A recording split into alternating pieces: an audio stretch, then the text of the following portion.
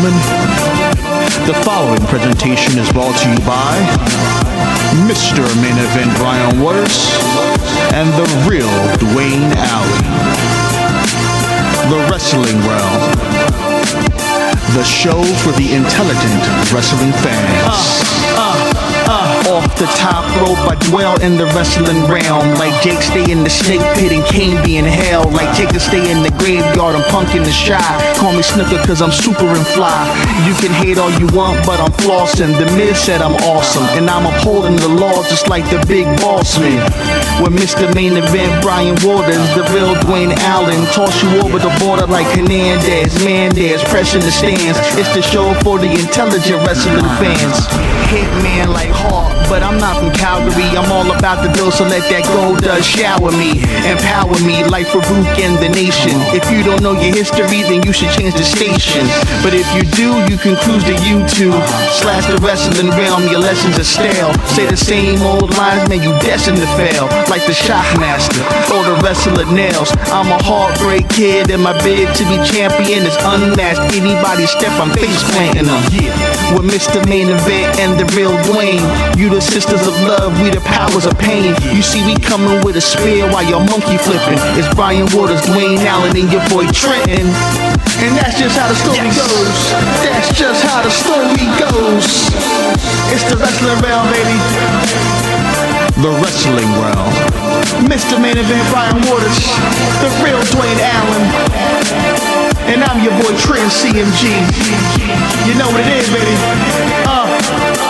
Let's go.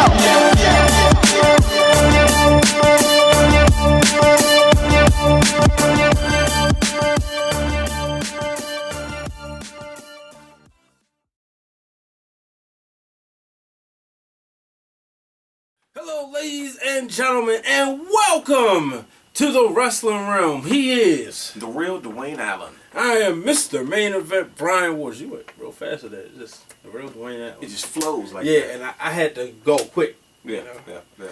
Ladies and gentlemen, as you know, about 11 years ago, a company that we love so much, that we love so dearly, some of us didn't, went under. For those who don't know who I'm talking about, I'm pretty sure you can look at the set and get a clear understanding. I was about to say, they can't figure it out by now just by noticing the things that's sitting in front of us. That's bad. Yep. You have no business watching the show. Mid-Atlantic Championship Wrestling. Jim Crockett Promotions. St. Louis Wrestling Organization. Own the merchandise and exclusive rights to Georgia Championship Wrestling. World Class Championship Wrestling. At the end of the day, we all know it as WCW World Championship Wrestling. That is right, ladies and gentlemen. Today we bring to you us, the Wrestling Realm, finally addressing WCW. I can't wait. I've been waiting for this episode for a year. When we first said we was going to do this, we put a lot of time and effort into the show. Yeah. Making sure everything's accurate, doing the right research, making sure our facts and everything are straight. And here we are, finally get a chance to discuss with you intelligent wrestling fans out there. Exactly. And this is not the show about WCW 2.0, which we watch every Thursday night and occasionally on Sundays. This is the official, the first one, WCW, owned by Ted Turner. So, were you a fan, and when did you become a fan of WCW? Do you remember when you first discovered the product? I remember first discovering WCW when I was a young kid. Naturally watching wrestling. My brother and I always watched wrestling. My brother and my father and everybody. I was first exposed to WCW probably with WCW Saturday mornings with Worldwide. Okay. And WCW Saturday nights on TBS. Mm-hmm. That was the first go around where I was actually exposed to the WCW product as a kid. Gotcha. You first learned about. By the time I was watching it, you learned about Sting, and by this time Hogan was over. Hogan and Savage and everybody were there by then. Okay. And I remember because a lot of the guys that I remember seeing in the WWF at the time was when I first started watching wrestling, when I was a kid around 91 to about 93, 94, when we were really heavy into it. that's where I got familiar with these characters, and then to see them in WCW, naturally wrestling was all too familiar with me. Not really paying attention to the fact that, okay, once they were in the WWF, and now they're in the WCW, but hey, it was wrestling, you loved it, you enjoyed it. You got exposed to new guys like Sting, and Sting was probably the only person I didn't know outside of the guys that I was familiar with in the WWF, including the guys like Bobby Heenan and Mean Gene Okerlund and stuff like that. So it was very familiar to me because it's what I grew up on, and then seeing it, on Saturdays, in the mornings, afternoons, and then in the evenings. Okay. That was when I first became a fan of WCW, and I remember like it was yesterday in the MGM studios in that small arena, and it spent where the ring was spinning around and stuff like that. So right. Yeah, that was always definitely a Saturday afternoon staple for me. Okay. Yeah, I remember. Naturally, like you, I was a WWE diehard fan. So I remember WCW vaguely before Flair left. Right. And Jim Ross actually was synonymous with WCW for me. I had the cards, little trading cards. Right. And I remember the Z-Man, he always stood out for me. Why, I don't know. You also had Vader stood out for me. Sting, obviously. Ron Simmons. Doom. Okay. By this time, this was post, because I just don't remember it being wrestling that came on Channel 17. And if you remember the big cable boxes that had in Baltimore, people out there in Baltimore, y'all might remember this. The big cable boxes that had the red numbers on them. Oh, the TCI cable boxes. We're getting old. Yeah. So, and I remember I was like, wrestling come on 17 on 6 o'clock or 6:05. Right. Yeah. Saturday. And that's when I got acquainted with the product, and then it would come on, like you said, worldwide. I also remember the main event. They used to come on the WCW Pros. Those shows used to come on Saturdays, evenings and Sunday evenings and Sunday nights. Right. It was rare that we ordered WCW pay-per-views until Hogan went over. So that's when I first became. It's funny you mentioned that because that was actually a WCW pay-per-view. Was my first ever pay-per-view that I got a chance to see. Okay. When I was younger.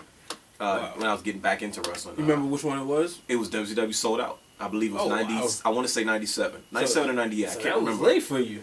Yeah, that was. Yeah, everything previous to that was either stuff that we saw in wrestling magazines, what we can catch on Saturdays, because that was when it was on TV. Because as a kid, I couldn't stay up late. We weren't allowed to stay up that late, so all the Monday night stuff wasn't in until later on. Yeah. But we watched Live Wire for the WWF on Saturday mornings, as well as WCW Worldwide on Saturday mornings, and then WCW in the evenings for Saturday night.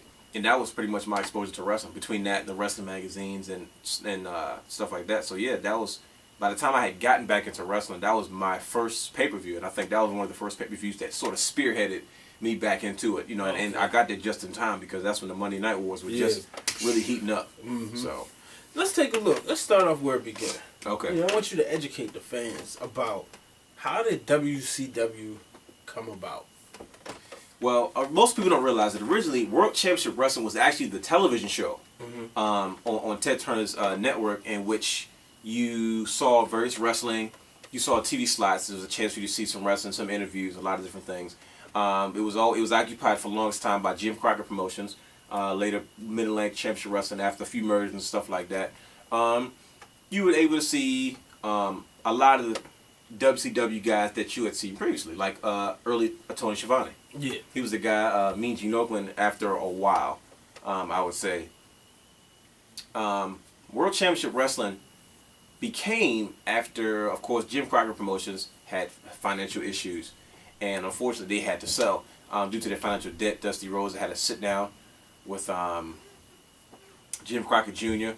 and his family and all that kind of stuff. And once they got situated, they had to make the unfortunate choice to sell the product, and Ted Turner actually bought it. And Jim Crockett Promotions ceased to be, and they became World Championship Wrestling. Right.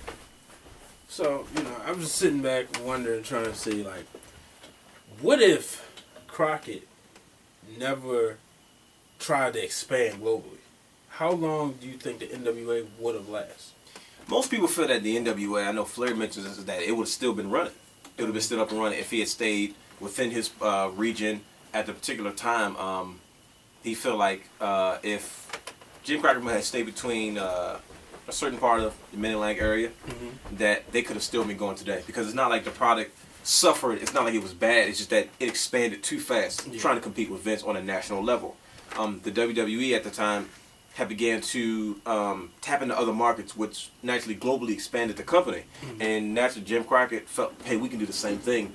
They're making money, things are rolling, okay, but at some point you fail to realize that you're putting out more money than you're actually bringing in. Right. So it caused an issue, and the issue that I think snuck up on them. And Jim Crockett Jr. talks about, maybe at that time, if he had a financial advisor or manager that could manage the money, could have kept him afloat and kept him aware of these things early on, they probably would still be in business today, or they believe to be in business today. So let me ask you this. Do you think Ted Turner's love for wrestling, As Ted says, and love for the business would have prevented him from saying, okay, you guys are doing all right in the small groups, but let me compete with Vince? Do you think that would have happened sooner? Because obviously WWE is expanding, and let's say Crockett Promotions are staying right in their lane, right in their financial lane, which isn't much, but it's enough to manage. You think Ted Turner would eventually took over, say, as opposed to the late 80s, say in the mid 90s, and said, let me expand this? So basically what I'm saying is, do you think it was going to come down the line anyway, as far as Turner was concerned? I don't think so. Okay. Because Ted Turner naturally is a busy man. And it's not like wrestling wasn't bringing in good money for Ted. Between that and advertising and everything that was going on, it worked out pretty well for Ted Turner. It's not like it was never an issue. And Ted Turner had no reason to really get involved with it at one point.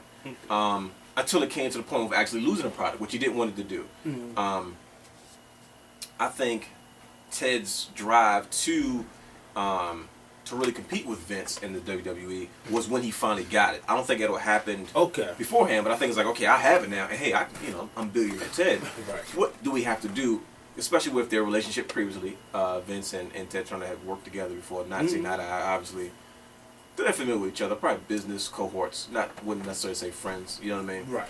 But like I said, I don't think it really got Ted going until he actually had to come himself. And I say that because if you look at the Monday Night Wars DVD, Mick Foley talks about sort of what got Ted going a little bit more involved with the competition was when he did the Billionaire Take segments on the WWE. Yeah. WWF had been taking some low blows from WCW for a while, and they finally came with these skits with, Billionaire Ted, the Huckster, Scheme Jim, and the Nacho Man.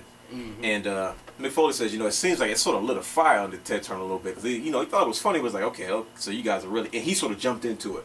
By the time Eric Bischoff had taken over, and he had been, doing this thing, but then it sort of got Ted, okay, now what do we really need to do to make this happen? Nah, you can't say it like that. You can't say it like what that. do we really need to make this happen? Nah. You gotta do it right. I'm not doing that. I'm not doing it. I'm not doing the Ted Turner impression. Eric. See, now I gotta do it. What do we gotta do to compete with WWE? And then, when he said that, I didn't have an answer. So I said the first thing that came to my mind. Give me prime time. We watch way too much wrestling. You know what? Monday Night Wars, WCW, I've seen it like 35,000 times. But when they put it all on when they put the same clip on 3 or 4 different DVDs, you can't help it. That is true. Say, look at me. Look Scott Sussel. Look back at me and said, oh, Scott, give her 2 nights. 2 hours on Monday nights on TNT. He said, give me that. We're up and rolling. Then you saw the first episode of Monday Nitro. Yeah. So let's go in to their biggest star. But before we do that, quick thing, real fast. Monday Nitro. Okay. Up against WWE Raw. Monday night, same time slot. What do you feel about the impact that show did for WCW as a product, as a company, and as a whole? I thought that was coming later. But it's your show. Just off the top of my head, it helped them. It put them it gave them a bigger audience than what they were getting on Saturday. Okay, that's all I wanted to know, because it's going to go into what I was saying. Okay. Yeah, okay, but go ahead. So,